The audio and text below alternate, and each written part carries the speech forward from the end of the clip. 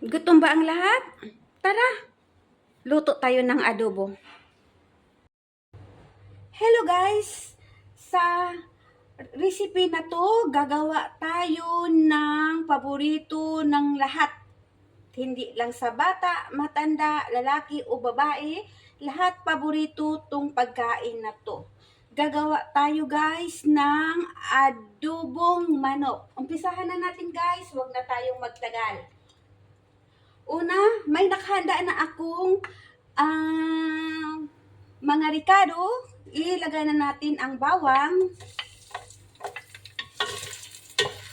Meron na rin nakalagay siyang mantika sa loob guys at mainit na rin yung kaldero. So kasi pag tayo mga Pilipino guys, alam na natin kung ano yung mga step by step sa pagluluto, di ba? So hindi na kailangan sabihin. So pangalawa, ilagay na rin natin para sa akin kasi guys, luya. Ilagay ko muna ang luya.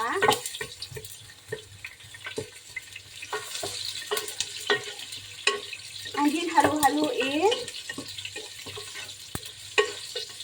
Pagkatapos niyan guys, isunod ko na itong sibuyas natin. Medyo madami-daming sibuyas guys nang ilagay ko kasi madami ding manok ang lulutuin natin sa araw na to. Kasi guys, nung nakita ng mga kasama ko na gusto kong magluto ng adobong manok, bumili din sila ng isang buo na adobong manok para isabay sa pagluluto ko. Ganun kami dito guys, nag-aambagan kasi nakakahiya naman na yung isa ang nagluluto, bibili sa pagkain, tapos kain lang yung isa din. So, ambagan guys kami. Ayun na guys. At, haluin lang natin siya ng haluin, ng like, siguro mga 2 minutes. 2 minutes na guys, at medyo nag-brown na rin yung luya na nilagay natin. Kaya, ngayon guys, ilagay na natin ang manok natin. Ito guys, tong manok na to, ibali dalawang manok to, kaya medyo madami siya.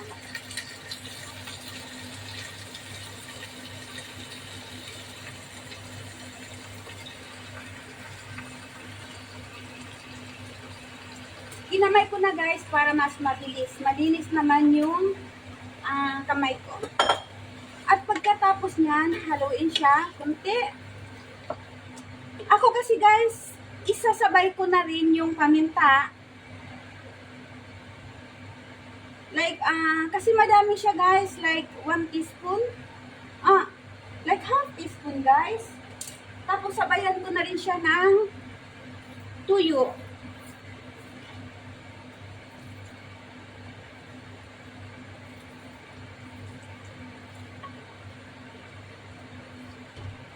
Tapos, isabay ko na rin siya ang asin, guys.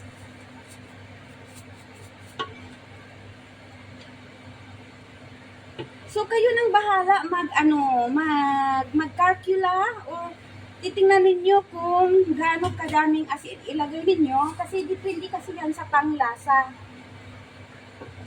Pagkatapos, guys, ilagay natin ang ating, alam nyo yan, at lagyan ng kunting papalasa.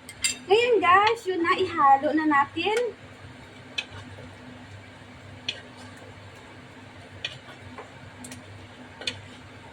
Ganun kasi ako pag magluluto guys, ihalo ko lahat ang mga ingredients habang hilaw pa yung manok kasi para yung lasa ng mga ingredients ipapasok sa loob ng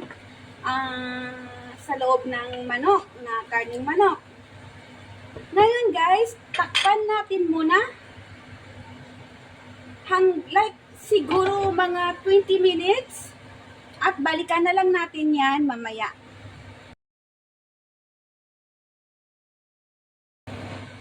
At ayan guys, after 15 minutes, binuksan na natin. At nilagyan ko na rin siya ng patatas. kunting patatas para dadami siya kunti.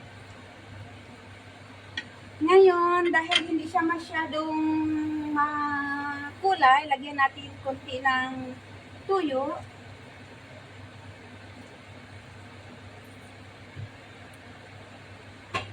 At takpan natin ulit.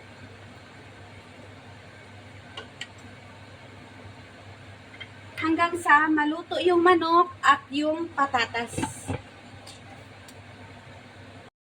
Buksan na natin guys. Tingnan natin kung naluto na ba yung mahal nating adobo. Para siguradong naluto ang manok guys, tusukin ng tinidor yung paa ng manok at tingnan kung wala nang kulang lumalabas. Pati yung patatas guys, tusukin din siya. So, okay naman siya. So, dahil luto na guys, saka pa natin ilagay ang mantika. Lagyan na natin, no, guys, sorry. Suka pala, hindi mantika. Guys, ilagay na natin yung suka. Kunti lang guys. Ayun na guys. So, haluin ulit.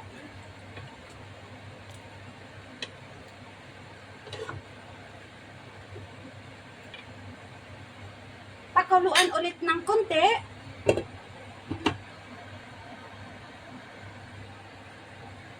Mamaya, after 5 minutes, tingnan natin at kainin na natin.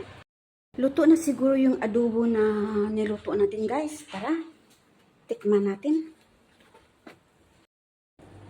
Buksan na natin guys. OMG! Wow! Sarap-sarap! Luto na ba? Wow! Okay guys. Kainan na. Pero tingnan muna natin yung potato. Oh wow, perfect. Okay. Kain na tayo guys.